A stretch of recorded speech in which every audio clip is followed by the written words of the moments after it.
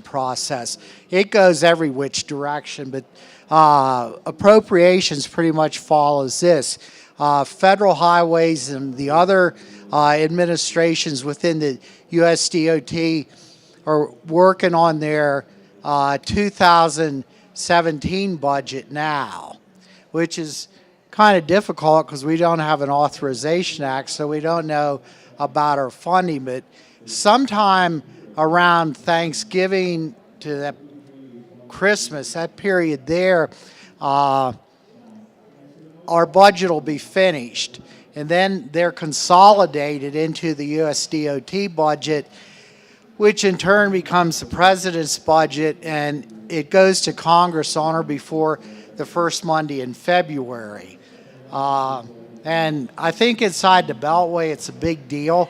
Probably outside of the Beltway, not that many people pay attention. But, you know, and the president's budget's a proposal. It's not unusual to hear it's dead on arrival because Congress is who has controls of the spending for the nation. And so it's their job. Now, once the president's budget goes to Congress, the first thing they do is come up with the House and Senate budget committees or come up with a budget resolution. The budget resolution is a blueprint of spending. Nothing small. It doesn't deal in any small numbers. You know, they do not mention like federal highways at all. It says USDOT, X number of dollars, that type of thing. But the budget resolution is supposed to be passed by April 15th. Some years it is, some years it's not. Some years we do not even get one. It's just whatever kind of a mood Congress is in. And so if the budget resolution is passed or if it's not passed, the House begins work on the budget first. Again, this is according to the Constitution. So the House will begin their work on the budget. Once they come up and pass, once the whole House passes an Appropriations Act, and there aren't one great big Appropriations Act for every department. There are 11 separate Appropriations Acts. And of course, the one that falls on USDOT is Transportation, Housing and Urban Development, and related agencies. So once an Appropriations Act is passed by the subcommittee, it goes to the floor of the House. If the House passes it, it's sent over to the Senate. The Senate keeps the House number and basically throws the rest away because they go through the process all over again. They have their priorities. So once the Senate, full Senate passes an Appropriations Act, then it goes to conference. And the conference committee, their job is to come up with an Appropriations Act that will pass both houses and go to the president. And if they do not pass an Appropriations Act, what's their next step?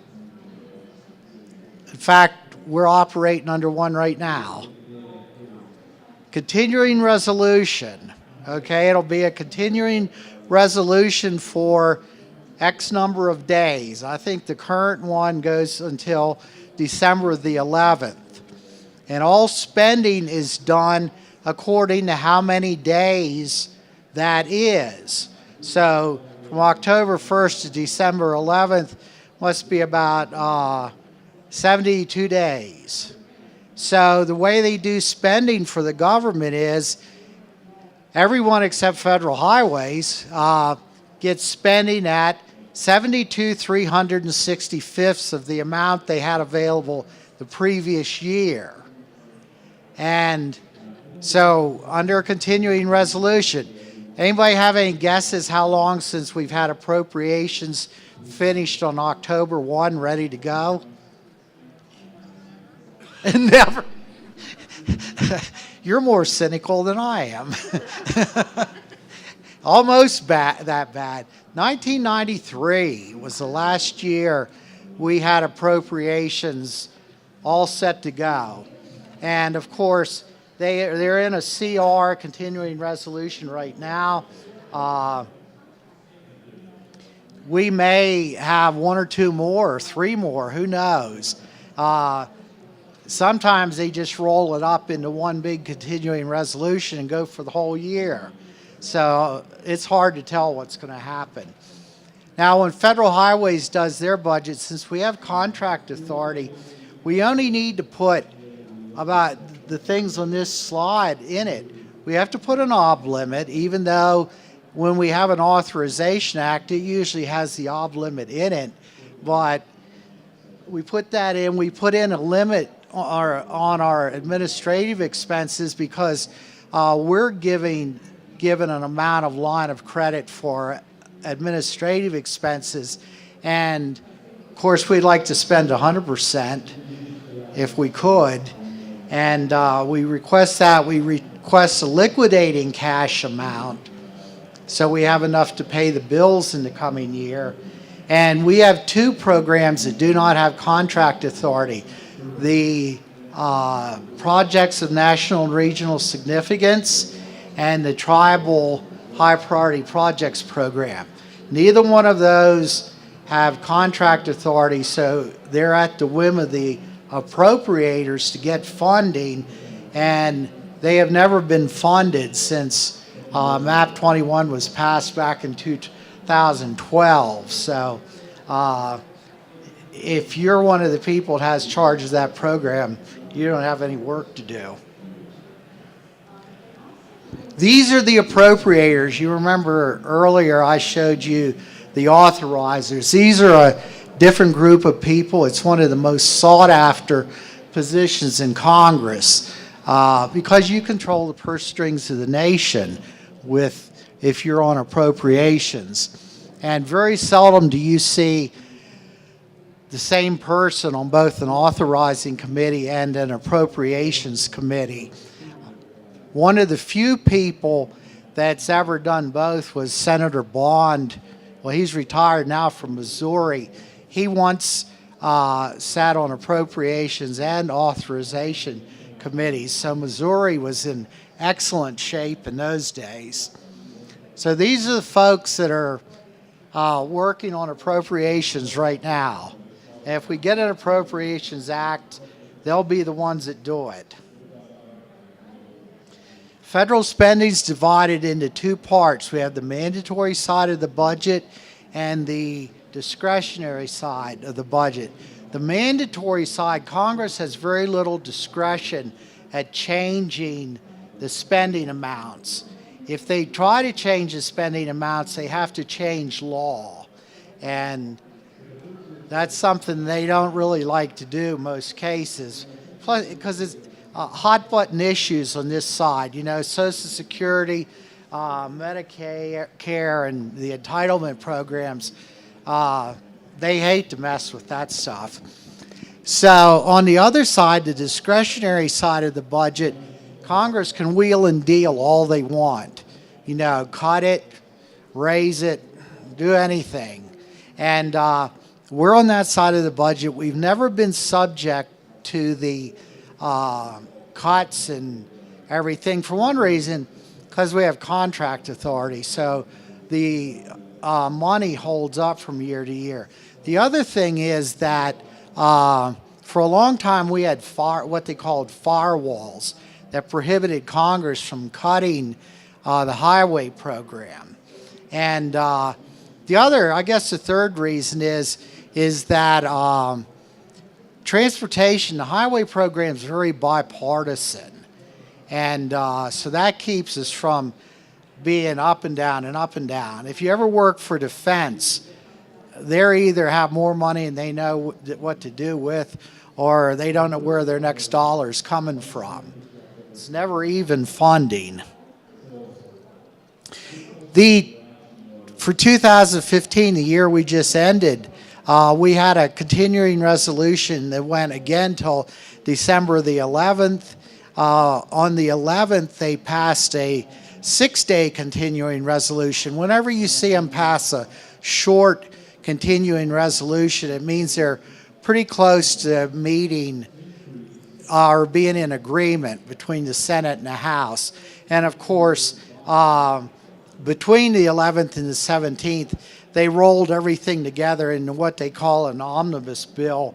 And that was the budget we operated on this year, or for fiscal year 2015. Now, with 2016, we're on the first step right now.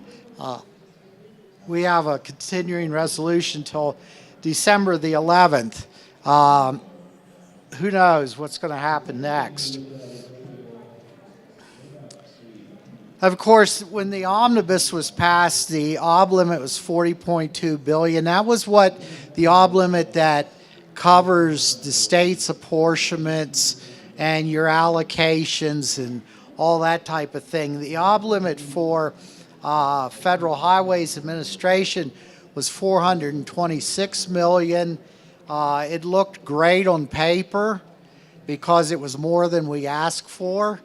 But then Congress had a few things they wanted us to do with it, so we didn't get to spend it like we wanted to. Liquidating cash was $40.9 billion, and the Tiger program, which is not part of the federal aid program, although it uses all the eligibilities from the federal aid program, was provided with $500 million to fund that program. So the Appropriations Act, basically have the Appropriations Act, it gives us an ob limit and it gives us cash from the trust fund so the bills can be paid. The two main things. Now the ob limit. Basically the ob limit's a budgetary mechanism to control federal spending for contract authority programs. We need to have an ob limit if Congress wants to control how much we spend, because we've given the states the money or the line of credit on October 1st. And Congress does it through legislation. They either do it, well, they always do it through the Appropriations Act, but when we have an Authorization Act, usually every year of the Authorization Act has an obligation limit, and normally the appropriators go along with what's in the Authorization Act dollar for dollar. So we usually know fairly close what's the ob limit will be for the coming year when we have a multi-year Authorization Act. And of course the theory is that ob limits are responsive to current budget policies. Ob limit is good for 1 year in most circumstances. There is some ob limit out there that's available until expended, but probably 98% of the ob limit is good for 1 year. You either use it that year or you lose it. You don't get to carry it over normally. It's a state-by-state limit. When Utah receives their ob limit, you get X number of dollars. That covers all your apportionments. It's up to the DOT then how to use it. You can spread it around any way you want to, but you can only use the amount you've received. You can't go over that amount. And it applies to the total program. It applies to all your apportionments. Now, if you get an allocated grant, it'll come with its own ob limit. So we're talking about the formula programs here because it's the biggest part of the amount you will receive for the federal aid program. Now, when we distribute ob limit, when the people that have been in the class before, it's a paper, it shows step by step. Congress spells that all out in legislation, how we have to distribute the ob limit and the contract authority.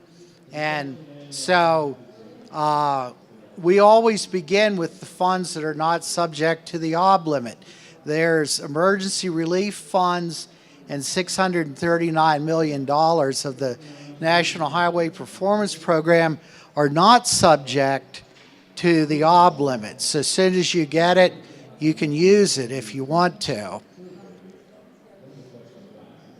Then we do the programs that have 100% OB limits. So whatever their contract authority is or their line of credit, they get an equal amount of OB limit. And Federal Highways is always first in the list, and we seldom get 100%, but we have the potential to. And of course, the rest of those programs, they're other programs from administrative funds. That's usually what happens with the amount we're allowed to spend. They tell us what to do with our administrative funds. This one here, this is something that we talk a little bit about. We have to set aside a limitation for unobligated balances from previous years for allocated programs. And this is probably, if you've ever heard of August redistribution. In the summer, usually June, we send out a notice to all the division offices. And we want to know, and anybody, I shouldn't say only division offices, because it's anybody that uses money from the highway program. We send this notice out and we say, how much OB limit are you not going to use this year? And there's a form with the notice to fill out, like how much OB limit you're going to return, because it's good for 1 year. If you're not going to use it, we want it back. You can't leave it on the table, because if it stays on the table, Congress will not give you more next year. You know, it's use it or lose it. So then it's supposed to be in August, but sometimes it's in September.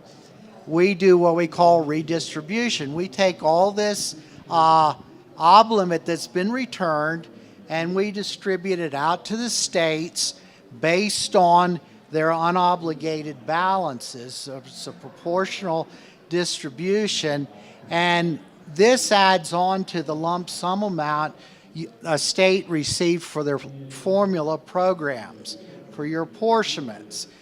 States are not giving back the OB limit that goes to their apportionments. Historically, that amounts about 92% of what you receive for your apportioned programs. So you always have at least 8% or so that you can't obligate. So you're carrying that over. So you're not going to give that back. But the allocated programs return a lot of money. Federal Lands returns a lot. The IRS returns a lot. They use our money to collect the taxes and everything, and they don't use it all. They return this obligation limit. So we give it out to the states so they may obligate more of their apportioned line of credit. So did you receive some this past year? About 20 million additional.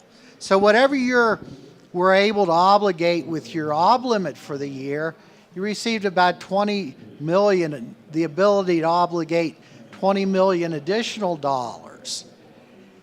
And this is a good thing. You know, it helps the states. Now, a state does not need to take August redistribution. Some states do not, because they do not have the match. You know, that 80-20 match, or in your case, it would be 93-7. But that reason, one state I know of, for some reason, their state legislator made them quit having shelf projects, you know, projects that were set to go, but they were kind of waiting on the shelf. And so they didn't take as much as they were entitled to 1 year. So usually a state will take whatever we can give them. If we have $2 billion to return in August redistribution, we've probably had requests for 5 to 7 billion. So we never have enough to satisfy everyone. So that's why, because what happens is the allocated programs, they get up, they can't obligate the funds. So they have to give the ob limit back in August. Then when the new fiscal year starts, they have this line of credit, but no way to spend it because they do not have the ob limit. So in the new year, for all the ob limit they gave back, we have to give them new ob limits. So perhaps this year they'll obligate those particular funds. But this is every year we do August redistribution. I was just going to mention one thing with that too, so you understand that it's project specific, that we submit a list of projects that constitutes that. So we this year requested $50 million, but also had a list of projects, to justify that $50 million. That's a good point. Yeah, you just can't willy-nilly say, I want X number of dollars. You submit a list because they want to make sure that you're going to use this. But we always get somebody that messes up. It'll come up to September 30th, and somebody will call and say, we have $2 million we can't use. And so, if they do this at 4:30 in the afternoon, the East Coast is shut down. And the people in budget and finance start calling westward until they get someone that can use it, a state, because out here, you're still working when we're all going home. So, but we have to get rid of every penny of this leftover ob limit. So it's busy for those people. So 20 million, that was a pretty good amount. We request a lot more than that. Well, yeah. Yeah, it is good.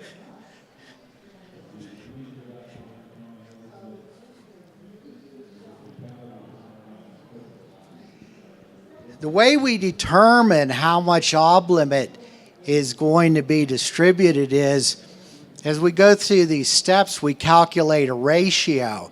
And it's a ratio of how much ob limit is left to the total of what has begun, So when we do ratios, and this year it was, fiscal year 2015, it was 93.9%, which is high. It's the last couple, 3 years, it's been running in the 93, 94% range, which is really above the historical. And you look back to Safety Lou, we had some years of Safety Lou when the ob limit was about 85% of what you were receiving in a line of credit. So these last couple of years have not been 100%, but still they've been up there where you're carrying over less than what the historical percentage was. You may go your whole career and never see 100%. I've seen it once, and that's in it'll be 25 years this summer. But so you could easily, especially the way finances are now, go a whole career and never see 100% ob limit. So it rarely happens anymore.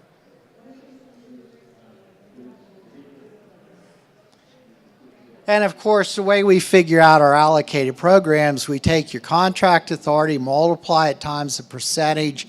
That's how much you're allowed to obligate.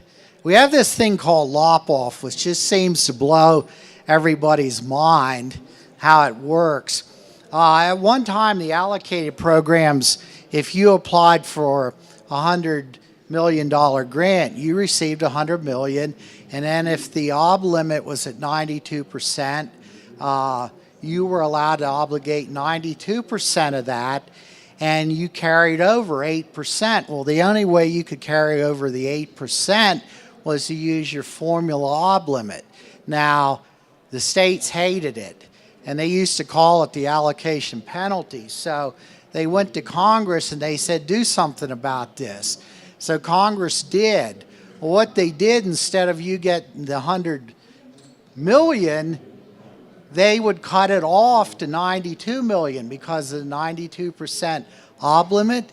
So you received 92% of the contract authority. Your ob limit was 92%. You got to obligate it all. So probably not the way the states wanted it fixed, but it was the congressional fix. And this little part they lop off, which is in the middle column, that is all added up in the third column over, and it's distributed to the states as certain other authorized funds. If you see that notice come through, it's lop-off funds. Now the thing is, it comes with no ob limit. If you want to use it as a state, you have to use your formula ob limit. So it didn't go anywhere. It was like a big circle. Back around, we're right where we started again. The only thing that's probably better with this way is that these lop-off funds you receive, these certain other authorized funds, have the same eligibilities as the STP funds. So they're very, very flexible. You can use them for almost anything. So that's a benefit. And of course, for your formula programs, the amount of ob limit and contract authority that's left gets divided into each other. You get another ratio, and of course, it's the exact same as the one before. That's what they've been doing, running about equal. For those of you that are new and maybe not been in the working here very long or whatever, you can compare ob limit to like fishing, okay? It's like you buy a fishing license, you go out to fish, and you're allowed to catch a certain number of fish. That's what ob limit's at. There's a whole pond full of fish, but on October 1st, we restocked the pond and put in more fish than ever, and then we send an ob limit out that says, of all those fish in the pond, you can catch 18 of them, but only 18, but it's your choice. So that's the same way we do with ob limit. We send the ob limit here to UDOT. They can use it any way they want to on their apportion programs. So you can catch the 18, no more. You got it that many of any mixture of fish.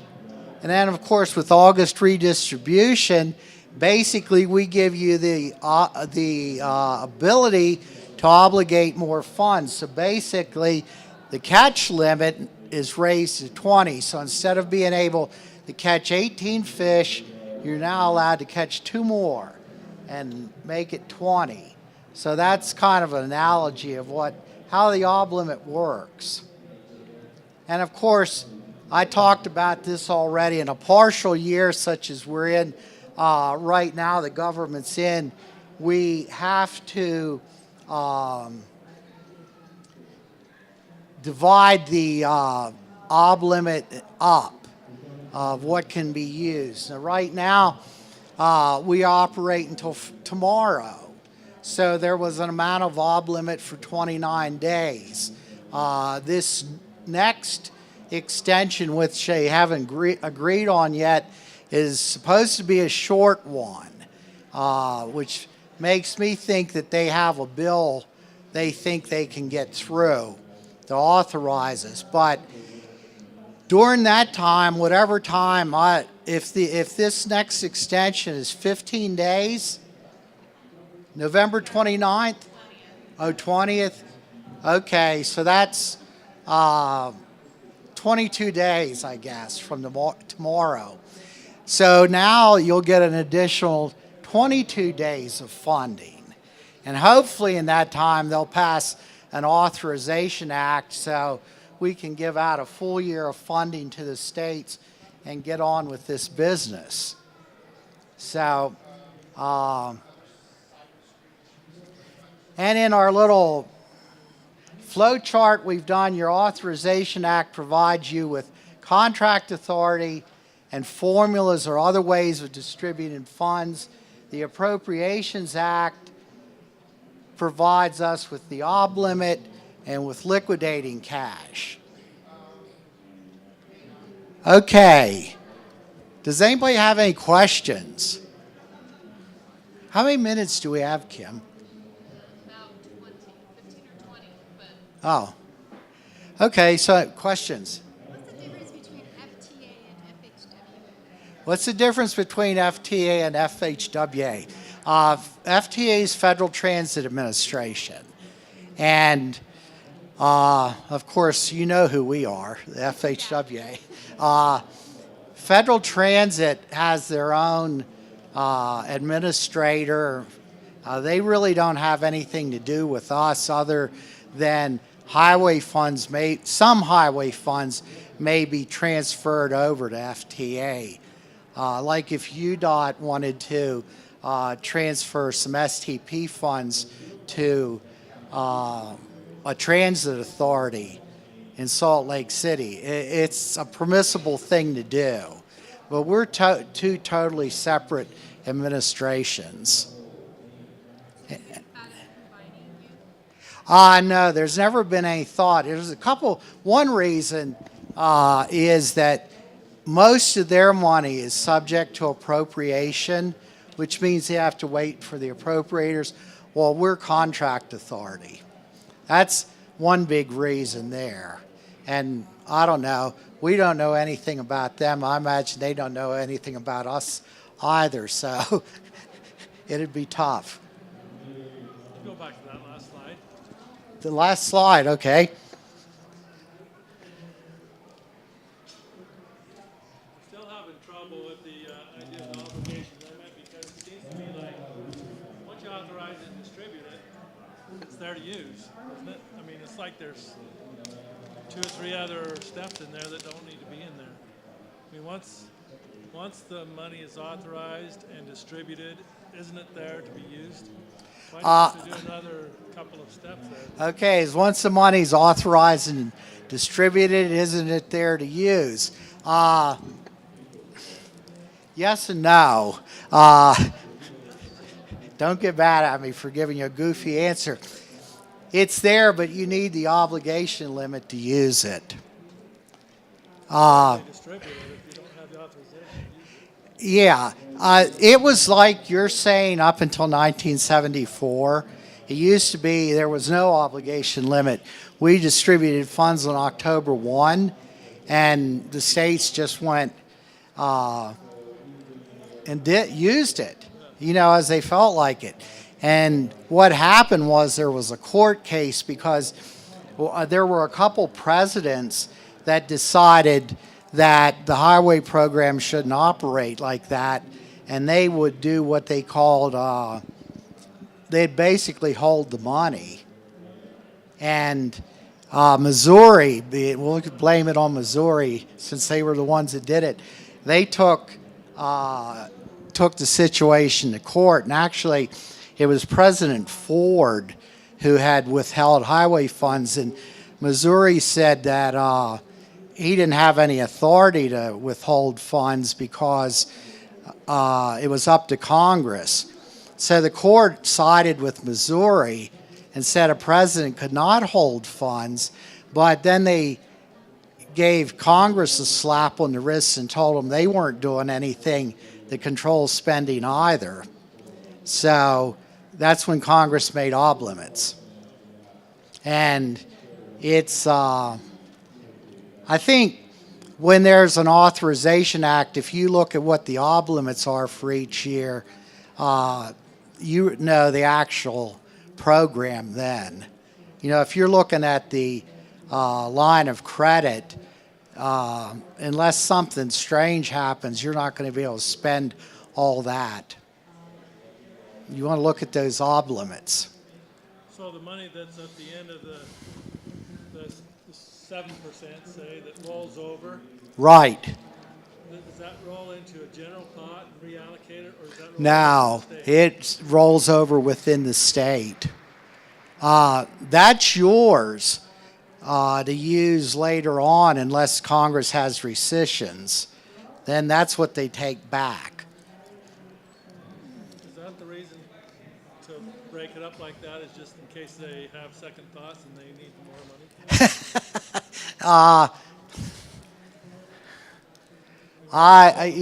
If they have second thoughts, I guess that could be part of it. I don't understand why, like, President Ford would hold the money. I don't get what.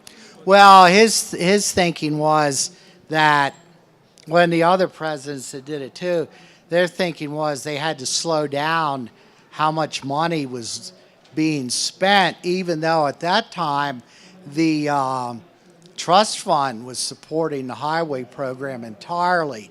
In fact, in 1998, there was a movement in Congress to take the highway program off the budget because the trust fund supported us entirely. So we really weren't taking anything from the budget, But they didn't do it. And of course, I guess we're happy now because I don't know what would have happened if we had needed general fund revenues and we were off the budget. But I always look at the ob limit as what they think the realistic amount of spending is. And the authorized amount, I always think of that's what they'd like to spend. They do this all on projections. Like both bills now, the one in the Senate and the one in the House, are 6-year bills, even though both of them are supposed to shut down after 3 years because they don't know where the money's going to come from. But they project how much income is going to come into the trust fund each of those out years. And that can go any which direction, Well, you only have to get gas to go up to $4 or $5 a gallon, and those projections are down the drain. So, yeah, it's kind of a weird way of doing things, but it's the way we've been doing it. Any other questions?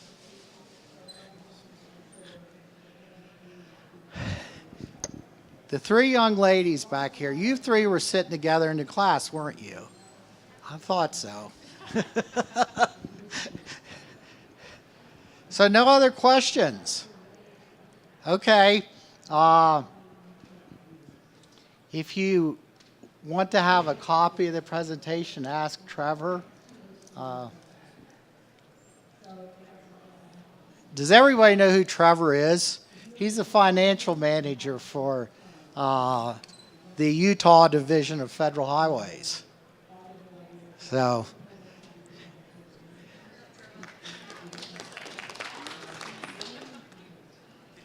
okay, if you don't have any more questions, Kim has more giveaways. And